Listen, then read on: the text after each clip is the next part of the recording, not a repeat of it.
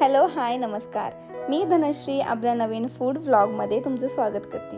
आता तुम्हाला वाटत असेल ही कुठं पळतीये आणि काय करतीये, तर मी ते सांगण्याआधी मला तुम्ही सांगा, तुम्ही हा व्हिडिओ कुठून बघताय आणि तुमच्या शेतामध्ये सध्या काय पिकतंय.